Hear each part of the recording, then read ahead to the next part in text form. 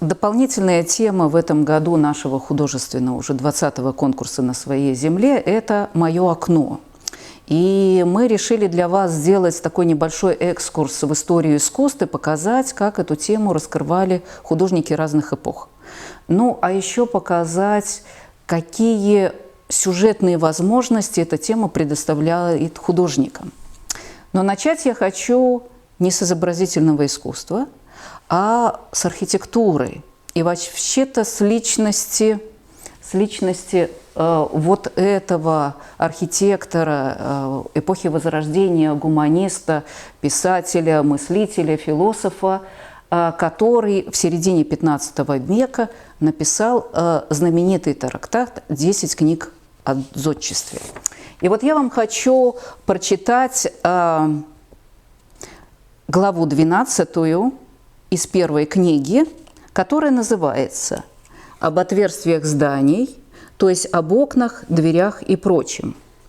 Теперь следует сказать об отверстиях. Отверстия бывают двух видов. Они дают вход и выход свету и ветрам, а другие – обитателям и вещам. Во всякой части дома будут окна, через которые выходит находящийся внутри воздух, обновляясь ежечасно, ибо иначе он испортится и причинит вред. Окна должны быть в каждом помещении для доступа света, так и для обновления воздуха. Обратите внимание, свет и воздух. И вот, как ни странно, именно вот эти вот две темы, они будут одни из главных тем, когда художники будут изображать тему окна. Они должны быть соразмерны с нуждами места и толщиной стены так, чтобы не пропускать света ни больше, ни меньше, чем нужно, и не быть более частыми и более редкими, чем это требуется. Следует обратить внимание и на то, каким ветрам эти окна будут открыты, ибо те, которые обращены к здоровым ветрам, можно будет делать гораздо более широкими по всем направлениям, и приятно будет открывать их, чтобы освежающее дуновение охватывало тела обитателей. А вот это здание, которое историки искусства считают, было спроектировано Леоном Баттистом Альберти, это флорентийский палаццо Ручеллаи. И обратите внимание, тут вот появляются вот такие вот окна, это две арочки, которые опираются на колонку.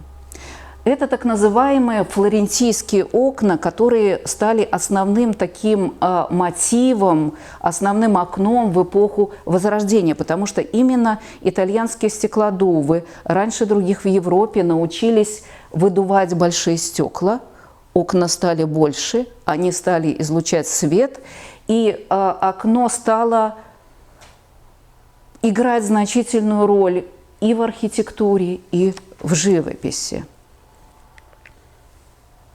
И вот, наверное, все узнаете по почерку, юные художники, это ранняя работа Леонардо да Винчи. Это «Мадонна с гвоздикой». Ну и если присмотреться на заднем плане, мы как раз видим два флорентийских окна.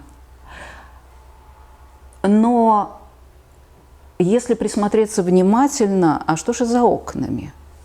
А за окнами какой-то фантастический пейзаж, какой-то божественный пейзаж, почти нереальный. Ну, историки искусства дали ему даже название, этому пейзажу Леонардо да Винчи, его назвали лунным пейзажем. Но тут скорее можно сказать, это божественный пейзаж, и здесь эти окна, они, в принципе, окна в какой-то божественный мир. Это еще не реальный мир, а мир, связанный с Мадонной и рождением младенца Христа. Ну а вот еще более поздняя работа – это «Монна Лита» из Эрмитажа, опять окна, опять знаменитая такая вот схема, кстати, схема Леонардо да Винчи, которую он использовал. Смотрите, получается, Мадонна – это такой треугольник, да, и два окна по сторонам, и вот этот вот льющийся голубой свет, который вообще-то рифмуется с мафорием, этой одеждой Богоматери, такого же небесного цвета. Но если вы посмотрите, нам кажется, что все очень реально, с другой стороны, оно очень и реально, потому что вообще-то Мадонна-то освещена светом не из этих окон, да? Она освещена каким-то другим источником света, и опять эти окна – это окна в божественный мир. То есть в искусстве появилось окно, но светским оно становится далеко не сразу. А вот еще один художник Возрождения, только это знаменитый художник нидерландского Возрождения Ван Эйк. Это Мадонна канцлера Роллена. Смотрите, Мадонна, младенец Иисус, Мадонну коронует ангел, и младенец через пролеты, арочные пролеты, которые мы уже с вами видели, благословляет канцлера. Это был заказчик этой картины. Опять реальный мир встречается вместе с божественным. А окна, вообще-то то, что мы видим в центре, вот это вот трехарочный пролет, это не совсем окно. Потому что реальные окна, они находятся сбоку, это еще такие слюдяные окна, такие кружочки. Это очень интересное остекление окон, и оно дает очень любопытное преломление света в интерьер, но это не окно в мир, через него ничего не видно. Это окно, которое только пропускает свет. Это такое, как это, главный тут герой свет, но не пейзаж за окном. Но тем не менее, этот пролет, который мы видим здесь, условно мы можем назвать тоже окном в мир. Да? Художник уже стал смотреть куда-то вдаль из интерьера. И смотрите, что мы видим здесь. Сад с цветами, которые, конечно, имеют символическое значение, река. И если увеличить фрагменты этой картины, она небольшого размера, вы увидите поля, виноградники, люди, улицы, баржи, торговый город. И двух человек, в одном из них историки искусства хотят видеть самого художника, который предлагает нам посмотреть туда, в мир. То есть опять это весь космический мир, но это уже не совсем божественный, это земной мир. Да? Но он фантастический, потому что на самом деле здесь бельгийская архитектура, а домики и виноградники, поля, они из тех мест, которые был канцлер Роллен. Но тем не менее, опять мир и окно появляются в живописи. Но время проходит, и Альберти ему считает, что он первый сказал, что картина – это как окно в мир. И вот постепенно из искусства уходит его сакральная составляющая, но окно картина становится окном в реальный мир. Да? Ну и, конечно же, в нем опять появляются окна. И еще знаменитый художник Золотого века голландской живописи Вермеер Дельфский. Здесь тоже окно-герой. Но герой не как пейзаж за ним, а как свет. Смотрите, вот этот вот свет, простое действие, молочница, разливающая молоко. Молоко и хлеб, оно становится почти сакральным, оно становится драгоценным под кистью художника. Ну вот практически во всех картинах Вермеера Дельфского будет окно. Девушка, открывающая окно. Это вообще вот простое название «Молодая женщина с кувшином воды». Да? Окно, свет и драгоценность окружающего мира. Ну и самая знаменитая, конечно, девушка, читающая письмо у открытого окна. Да? Это уже, наверное, эта картина стала практически архетипом. Да? Окно, свет, лист бумаги. Но голландские художники еще по-другому посмотрели на окно, и они посмотрели на окно снаружи здания. Вот еще один голландский художник Франц Морис, и здесь мальчик, выдувающий мыльные пузыри. Да? Здесь еще один ракурс и окно картина, да? и окно еще внутри этого окна. Это 17 век, и интересно, что эту тему подхватывает французский художник Шарден уже 18 века. Вот, пожалуйста, опять мыльные пузыри.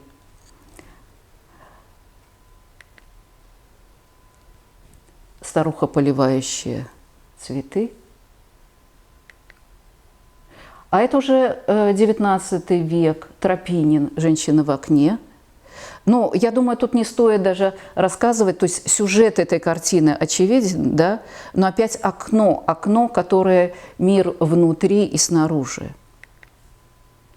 Ну и еще одна картина раннего художника Бориса Мусатова, это его окно дома, где он жил в Саратове. Здесь уже вообще нету фигур, да? Окно становится вообще исключительно главным героем. Смотрите, от Мадон до окна, которое главный герой картины. Вы знаете, есть одна тема очень популярная, это девушка у окна. И надо сказать, что я считаю, что это самая опасная тема, потому что огромное количество дилетантских, сентиментальных работ пишется на эту тему. Мы тут не будем разбирать психологические составляющие, почему так мечтающая о будущем счастье, о будущем семейном счастье девушка так привлекает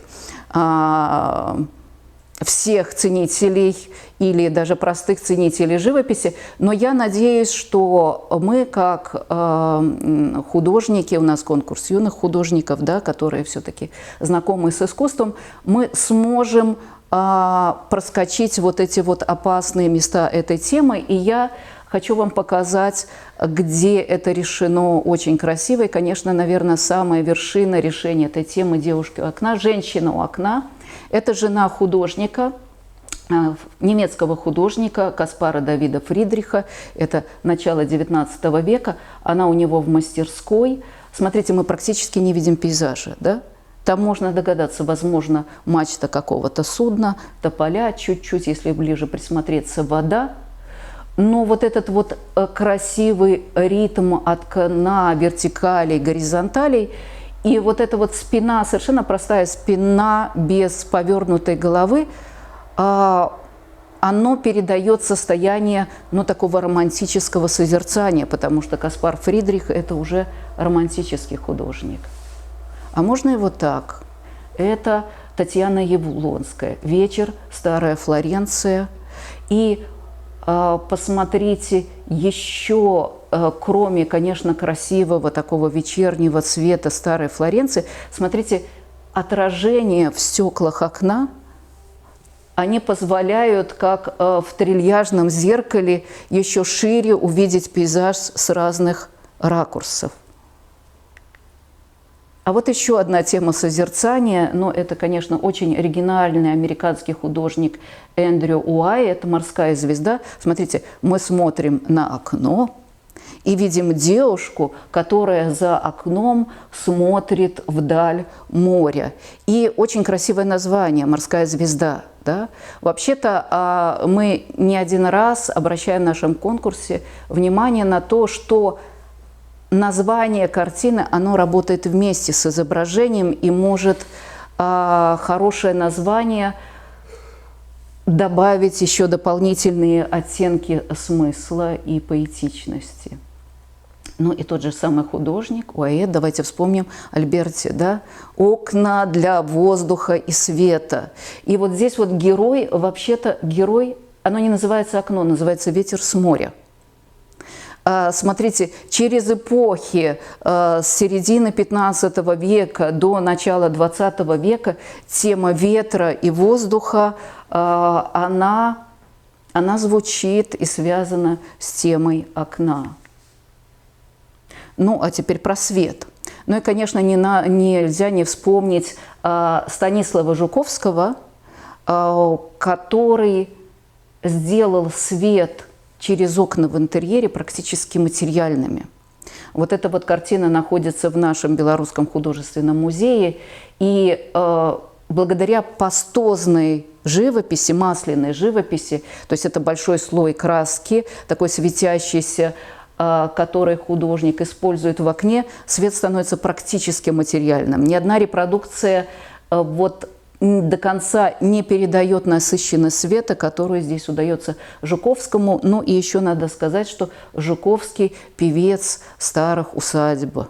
Тут можно, я думаю, что когда читать какие-то рассказы Бунина, то их можно иллюстрировать картинами Жуковского. И посмотрите, какое интересное название – «Угловая гостиная». А вот еще старая усадьба того же Жуковского «Весенние лучи», интерьер. То есть тут еще свет, который в разные времена года по-разному раскрашивает старинные интерьеры. Ну вот опять наше Яблонское утро, да, тут еще и окно, и свет, то есть от ветра до света, которые становятся героями и темами в этой сюжетной линии окна. Ну и еще можно сказать, есть такая тема фантазийных окон, ну и, конечно же, Шагал, да, то есть это окна, о которых человек, это уже не реальные окна, а это образ окна, который существует где-то в воображении художника. И вот одна из работ с красивым натюрмортом, и моя любимая, вот это вот окно, вот это вот залетевшее облако, да, оно и ветер, и воздух, и мечта, и вот эта вот птичка. И если внимательно посмотреть отражение любимой девушки в окне, то есть окно – мечта. Какое окно у Шагала? Конечно же, у Шагала окна – это всегда какие-то такие приятные романтические грезы. Тем много. Мы сейчас тут не будем все темы вам показывать, но я надеюсь, что мы каким-то образом вдохновим вас на то, что вы погрузитесь в историю искусств и посмотрите, как художники решали этот интересный сюжет с окном. Но наша задача была, наверное, в том, чтобы вы внимательно посмотрели ваши реальные окна, которые рядом с вами, и, может быть, нашли какое-то свое оригинальное, неожиданное решение. Но вот в конце я хочу показать две работы двух художников. Один из них Виктор Попков. У него очень интересная работа, называется «Работа окончена». И здесь, вы знаете, есть ирония такая интересная, потому что получается? Мы в один момент мы воспринимаем это как законченную работу художника. Он ее нарисовал и рядом с ней уснул на диване. Через какое-то время мы, особенно когда видим отражение лампы, вот это вот двойное в стекле, мы понимаем, возможно, художник уснул, а это старый город за окнами его мастерской. То есть такой вот такое амбивалентное, игровое, ироническое прочтение сюжета. Ну и самую последнюю работу, которую я хочу вам показать, это Евсей Моисеенко, юный художник, который у своего окна внимательно изображает то, что он видит. Да?